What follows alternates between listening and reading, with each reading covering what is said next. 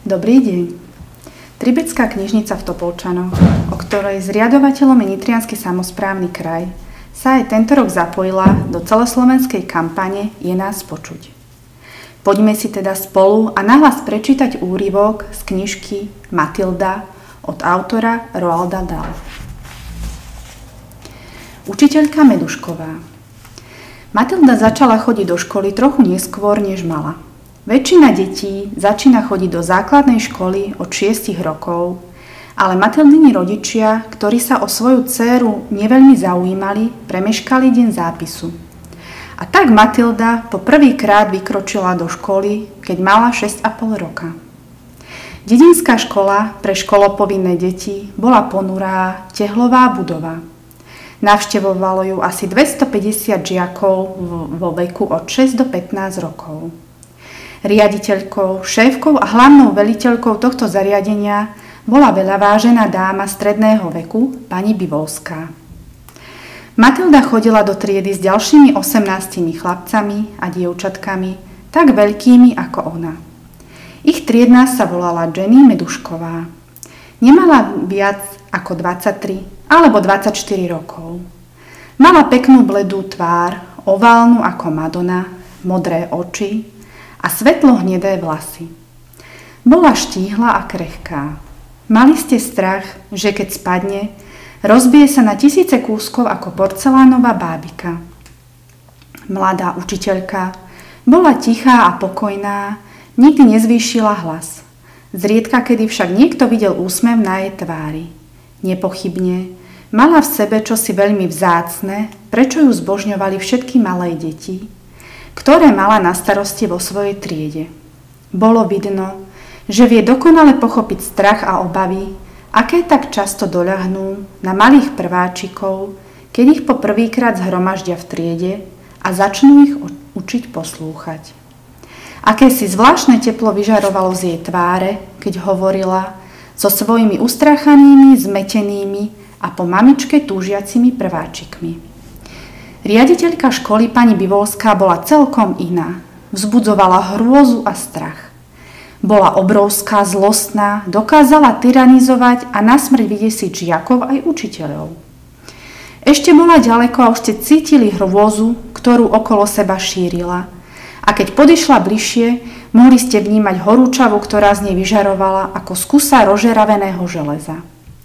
Keď pochodovala po chodbe, riaditeľka nikdy nechodila. Vždy pochodovala ako vojak s dlhými krokmi a rozhojdanými rukami. Vtedy bolo možno počuť, ako fučí. Keď mala náhodou v ceste nejakú skupinu detí, prevalcovala ich ako tank, až sa tí malí ľudkovia rozkoprcli jedni naľavo, druhý napravo.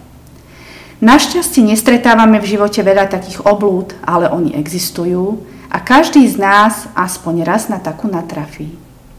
Ak sa vám to stane, mali by ste sa zachovať tak, ako keď stretnete v buši rozúreného nosorožca. Vylezte na najbližší strom a nezlezte dolu, kým nebude preč. Je takmer nemožné podrobne opísať výzor tej ženskej, ani jej prečudesné vlastnosti a zvyky, ale neskôr sa o to pokúsim. Teraz ju nechajme tak a vráťme sa k Matilde, ktorá je prvý deň v triede milej učiteľky Meduškovej. Učiteľka najskôr skontrolovala mená všetkých žiačikov prvého ročníka a rozdala im novúčičké nové zošity. Dúfam, že ste si všetci priniesli ceruzky, povedala. Áno, zanútili. Dobre, tak toto je pre každého z vás prvý deň v škole. Je to začiatok aspoň 12-ročného vzdelávania, ktoré vás čaká. 8 rokov strávite tu, v základnej škole, pani riaditeľky Bivolskej. Vo vlastnom záujme teraz dobre počúvajte, čo vám poviem. Pani riaditeľka vyžaduje v škole prísnu disciplínu. Zoberte si k srdcu moju radu a vždy sa správajte v jej prítomnosti čo najslušnejšie. Nikdy jej neprotirečte, nikdy jej neodvrávajte. Vždy robte to, čo vám povie. Ak rozhneváte pani riaditeľku, môže s vami urobiť to, čo mixer s mrkvičkou. To nie je na smiech, Levandula. Všetci ste už rozumní a budete si pamätať, že pani riaditeľka zaobchádza veľmi, veľmi prísne s každým, kto nedodržiava zvyklosti tejto školy. Rozumiete mi? Áno, začvirikalo 18 nadšených hláskov. Ja sama vám chcem pomôcť, pokračovala učiteľka, aby ste sa naučili čo najviac, kým ste v tejto triede. To preto, lebo viem, ako vám to uľahčí učenie vo vyšších ročníkoch. A tak sa do konca tohto týždňa naučíte naspamäť násobenie 2 a dúfam, že do konca školského roka sa naučíte násobenie až do 13. A teraz, je medzi vami niekto, kto vie násobiť 2? Matilda zodvihla ruku. Bola jediná. Učiteľka sa pozorne zadívala na malé tmavovlasé dievčatko s vážnou okrúhlou tváričkou sediace v druhom rade.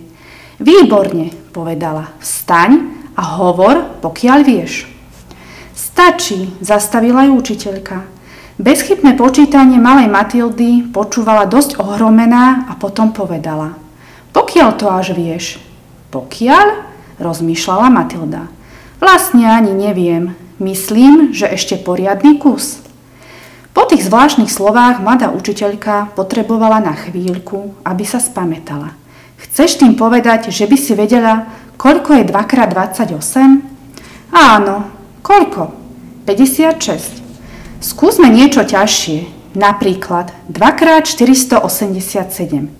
Vedela by si, koľko je to? Myslím, že áno, odpovedala Matilda. Si istá? Áno, celkom istá. Teda koľko je to? 974. Odpovedala bez váhania Matilda. Hovorila pokojne a zdvorilo ani náznak pýchy. Učiteľka hľadela na Matildu s absolútnym úžasom, ale keď prehovorila, na jej hlase nebolo nič poznať. To je skutočne výborné, povedala. Ale násobenie 2 je samozrejme oveľa ľahšie ako násobenie vyššími číslami. A čo iné násobilky? Aj tie vieš? Asi áno, myslím, že viem. A ktoré, Matilda? Ako ďaleko si sa dostala? Ja vlastne ani neviem. Neviem, čo ty myslíte, pokračovala Matilda. Napríklad to, či vieš násobiť 3. Áno, pani učiteľka. A 4? 4 tiež. Teda koľko toho vieš, Matilda? Vieš celú násobilku? Áno, celú. Koľko je 12x7? 84, odpovedala Matilda. Mladá učiteľka Medušková stíchla a oprela sa o operadlo stoličky za prázdnym stolom, ktorý stal vpredu pred žiakmi. Bola poriadne ohromená rozhovorom, ale dávala si pozor, aby to nebolo vidieť. Nikdy predtým nemala v triede 6-ročné, ale ani 10-ročné dieťa, ktoré by s takou ľahkosťou sypalo násobilku z rukáva. Dúfam, že aj vy ostatní pozorne počúvate, obrátila sa k triede. Matilda má veľké šťastie, má skvelých rodičov, ktorí ju naučili násobilku. To ťa mama naučila násobiť, Matilda? Nie, mama nie. Tak máš určite fantastického ocka. Musí to byť výborný učiteľ. Nie, otec ma neučil. Chceš tým povedať, že si sa učila sama? Vlastne ani neviem, odpovedala Matilda pravdivo. Nepokladám za veľmi ťažké násobiť jedno číslo druhým. Učiteľka sa zhlboka nadýchla a potom pomaly vydýchla. Znovu sa pozrela na malé dievčatko s bystrými očkami, ktoré s vážnou tvárou stálo pri jej stole. Hovoríš, že nepokladáš za ťažké násobiť jedno číslo druhým? Mohla by si nám to trochu vysvetliť? Ach jaj, asi ťažko. Mladá učiteľka čakala na vysvetlenie. Trieda bola ticho, všetci počúvali. Napríklad, ozvala sa po chvíli učiteľka, keby som ťa opísala, koľko je 14x19? Nie, počkaj, to je príliš ťažké. Je to 266, pokojne odpovedala Matilda. Učiteľka na ňu vyjavene hľadela. Potom chytila ceruzku a vynásobila čísla na papieri. Koľko si povedala? Spýtala sa a pozrela na Matildu. 266, odpovedala Matilda. Učiteľka položila ceruzku, zložila si okuliare a začala ich čistiť obrúskom. Trieda ticho sledovala, čo bude ďalej. Matilda bola ešte stále pri jej stole. No tak mi povedz, Matilda, povedala učiteľka a ďalej si čistila okuliare. Skús mi presne povedať, čo sa deje v tvojej hlavičke, keď máš vynásobiť nejaké čísla. Určite to musíš nejako vypočítať, ale tak rýchlo, že máš výsledok takmer hneď hotový. Napríklad, ako si vypočítala 14x19? Ja si jednoducho v hlave predstavím 14 a vynásobím to 19, povedala Matilda. Inak to vysvetliť neviem. Vždy si poviem, že keď to dokáže malá vrecková kalkulačka, prečo by som to nedokázala ja? Naozaj, prečo nie? Povedala učiteľka. Ľudský mozog je úžasná vec. Myslím, že oveľa úžasnejšia ako nejaký kus kovu. Kalkulačka predsa nie je nič iné, povedala Matilda. Veru, máš pravdu, súhlasila učiteľka. Mimochodom, vreckové kalkulačky tak nie sú v našej škole povolené. Mladá učiteľka bola veľmi rozrušená. Nepochybovala o tom, že má dočinenia s výnimočným matematickým mozgom a slová ako geniálne, fenomenálne dieťa sa jej začali vynárať v mysli. Vedela, že zázraky tohto druhu sa občas na svete dejú, ale iba raz či 2 razy za storočie. Napokon Mozart mal len 5 rokov, keď začal komponovať klavierne skladby. To nie je spravodlivé, ozvala sa Levandula. Prečo to ona vie a my nie? Netráp sa, Levandula, upokojovala ju učiteľka. Veď Matildu čoskoro dohoníte. Očividne klamala. Nevedela odolať pokušeniu ďalej skúmať schopnosti toho mimoriadneho dieťaťa. Vedela, že by mala venovať pozornosť aj ostatným žiakom v triede, ale bola príliš zvedavá, aby to nechala len tak. Teraz si už nevšímajme čísla, povedala, predstierajúc, že sa obracia k celej triede a pozrime sa, či niekto z vás pozná písmenka a vie čítať slová. Kto z vás vie prečítať toto slovo? Napísala na tabuľu slovo mačka. Zodvihli sa 3 ruky. Hlásila sa Levandula, chlapček, ktorý sa volal Nigel a Matilda. Čítaj, Nigel. Nigel slovo prečítal. Učiteľka sa rozhodla položiť otázku, ktorú by jej ani vo sne neprišlo na položiť prváčikom v prvý deň školského roku. Som zvedavá, spýtala sa, či niekto z vás troch, ktorí viete čítať jednotlivé slová, sa už naučil prečítať celú vetu. Ja áno, povedal Nigel. A ja, povedala Levandula. Učiteľka podišla k tabuli a bielou kriedou napísala. Ja som sa už začal učiť čítať dlhé vety. Schválne vymyslela ťažkú vetu, lebo vedela, že existuje len málo prváčikov, ktorí by to dokázali prečítať. Vieš to prečítať, Nigel? Spýtala sa. Je to veľmi ťažké, povedal Nigel. A ty, Levandula? Prvé slovo je snažila sa Levandula. Vedel by niekto prečítať celú vetu? Spýtala sa učiteľka Medušková a čakala, že sa ozve áno. Naisto vedela, že ho vysloví Matilda. Áno, povedala Matilda. Tak do toho, povzbudzovala ju učiteľka. Matilda vetu prečítala bez jediného zaváhania. Naozaj dobre, povedala učiteľka a urobila tak najväčšie podhodnotenie žiaka vo svojom živote. Čo všetko vieš prečítať, Matilda? Myslím, že takmer všetko, pani učiteľka, ale nevždy všetkému rozumiem, odpovedala Matilda. Učiteľka vstala, rezko vyšla z triedy a po chvíli sa vrátila s hrubou knihou v ruke. Náhodne ju otvorila a položila na Matildínu lavicu. V tejto knižke sú smiešné básničky. Pozrime sa, či vieš niektorú nahlas prečítať. Matilda začala čítať plynulo, rýchlo a bez zastávok. Zašiel raz gurmán do jedálne v Beši. A hľa čo vidí? Myžu v guláši. Kuchár kričí. Ticho, skryte tu myš rýchlo. Iní tiež budú chcieť myš v guláši. Básnička rozosmiala niektoré deti. Učiteľka sa spýtala. Vieš, Matilda, kto je gurmán? Je to ujo, ktorý má rád vyberané jedlá, odpovedala Matilda. Správne, odpovedala učiteľka. A nevieš náhodou, ako sa volá takáto básnička? Je to limerik, tento sa mi páči, je taký smiešný. A veľmi známy, povedala učiteľka. Vzala knihu, položila ju na svoj stôl pred lavicami. Napísať dobrý limerik je veľmi ťažké, dodala. Limeriky vyzerajú ľahké, ale nie sú. Viem, povedala Matilda.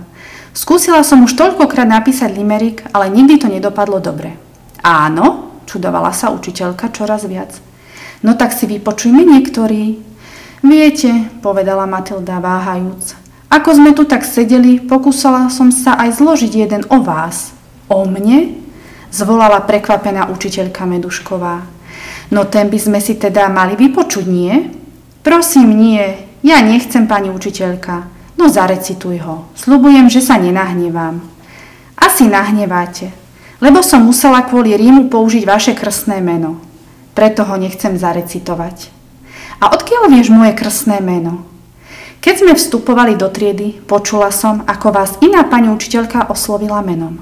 Volala vás Jenny. No teraz už naozaj chcem počuť ten limerik. Trvala na svojom učiteľka. Usmievala sa, čo bolo u nej zriedkavé. Vstaň a zarecituj nám ho.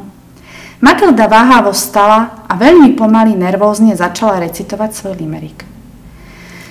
Či je tu viac učiek v škole, ako naša milá stále, naša Jenny ako z Penny. Už každý vie, že veru nie. Milá bledá tvár učiteľky Meduškovej celá zrumenela. Potom sa na nej znovu objavil úsmev. Tento raz to bol širší úsmev z čistej radosti. No teda, Matilda, ďakujem ti, dodala stále sa usmievajúc. Je to veľmi dobrý limerik, ale nehovorí pravdu, veru. No i tak sa pokúsim zapamätať si to. Z tretej rady sa ozvala Levandula. Je dobrý, páči sa mi a je aj pravdivý, dodal chlapček, ktorý sa volal Rupert. Jasné, že je pravdivý, súhlasil Nigel. Celá trieda začala prejavovať svoje sympatie k učiteľke, hoci ona si svojich žiakov doteraz sotva povšimla a venovala pozornosť hlavne Matilde. Kto ťa naučil čítať, Matilda? Spýtala sa. Vlastne ja sama som sa naučila, pani učiteľka. A už si sa aj prečítala nejaké knihy? Myslím, knihy pre deti. Prečítala som všetky detské knihy, ktoré majú v našej mestskej knižnici. A páčili sa ti? Niektoré sa mi páčili, ale iné sa mi zdali nudné. Povedz, ktoré sa ti páčili? Páčila sa mi knižka Lev, Čarodejnica a skriňa. V jeho knihách nie sú žiadne bláznivosti. To máš pravdu, súhlasila učiteľka. Veľa bláznivostí nájdete ani v Tolkienových knihách, pokračovala Matilda. Podľa teba by vo všetkých detských knihách malo byť niečo na zasmiatie? Spýtala sa učiteľka. Jasné, deti nie sú také vážne ako dospelí ľudia. Deti sa radi smejú. Mladá učiteľka zašla nad podstrehmi malého dievčatka. A čo budeš robiť teraz, keď si už prečítala všetky knihy pre deti? Čítam ďalšie, požičiavam si ich z knižnice. Pani knihovníčka je ku mne veľmi milá, pomáha mi vyberať si ich. Učiteľka s úžasom hľadela na to dieťa, celkom zabudla na svoju triedu. Aké ďalšie knihy? Zašepkala. Mám veľmi rada knižky, ktoré napísal Charles Dickens, odpovedala Matilda. Veľmi sa nasmejem, najmä na pánovi Pickvickovi. V tej chvíli zaznel z chodby zvonček a ukončil hodinu.